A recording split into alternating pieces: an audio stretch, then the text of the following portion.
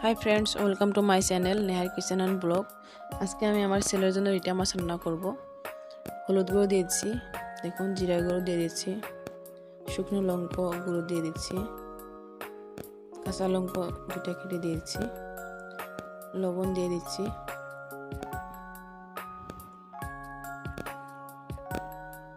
পেঁয়াজ দিয়ে দিচ্ছি আমি, আর সামান্য তেল দিয়ে দিচ্ছি। এগুলো দিয়ে মিশিয়ে আমি ভালো করে মেখে নেব। আর রিটা মাছও এমনিতেও কাটা কম থাকে, সেই জন্য বাচ্চাদের জন্য সুবিধা হয় খেতে। দেখুন মেখে নিচ্ছি। মেখে নিলে কি হয়, সবজির টেস্ট ভালো হয়।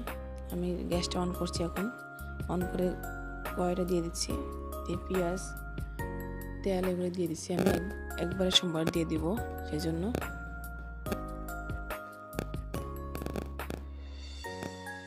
পেঁয়াজ আমি এগুলো ভালো করে নেড়ে দিচ্ছি যাতে সোমবারটা ভালোভাবে হয়। এখন মাছ দিয়ে দিচ্ছি। মাছটা আমি খুন্তি দিয়ে নেড়ে দিচ্ছি, কারণ খুন্তি দিয়ে নাড়লে মাছটা ভাঙবে না। তারপর আমি বাটিটা ভালো করে ধুয়ে অল্প জল দিয়ে ধুয়ে জলটা দিয়ে দিচ্ছি যাতে মশলাগুলো সব যায়।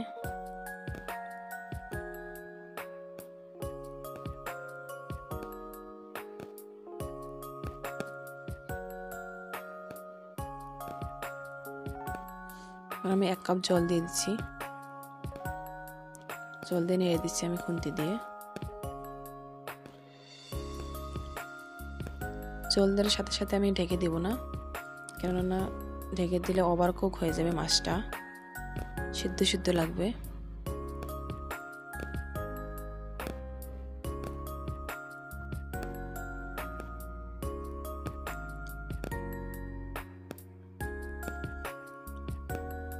ছোট বাচ্চার সবজি তো এমনিই ভালো করে রাঁধতে লাগে, এমনিতে ছোট বাচ্চা ভাত খেতে চায় না, মায়েদের কত কষ্ট করতে লাগে খাওয়াইতে।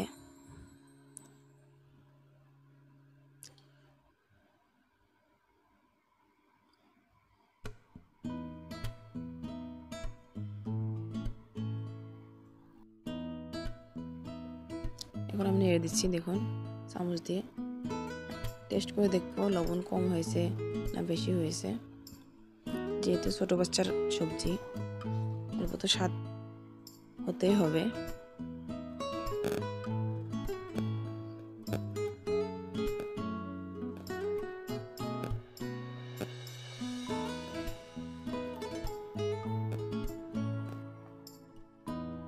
আমি টমেটো দিতে ভুলে গিয়েছিলাম, সেই জন্য এখন দিয়ে দিচ্ছি, দিয়ে ঢেকে দিচ্ছি। দেখুন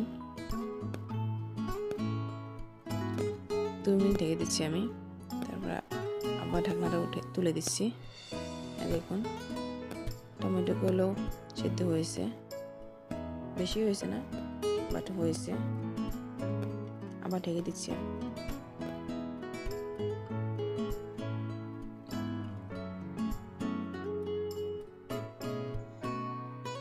এখন আমি ঢাকনাটা তুলে দিচ্ছি। দেখুন টমেটো এখন কি সুন্দর সিদ্ধ হয়েছে। দিয়ে আবার ঢাকনা দিয়ে ঢেকে দিব। দেখুন কি সুন্দর হয়েছে সবজিটা রেডি হয়ে গেছে। যদি আপনাদের ভিডিওটা ভালো লাগে নিশ্চয়ই like, share, comment and please subscribe করতে ভুলবেন না।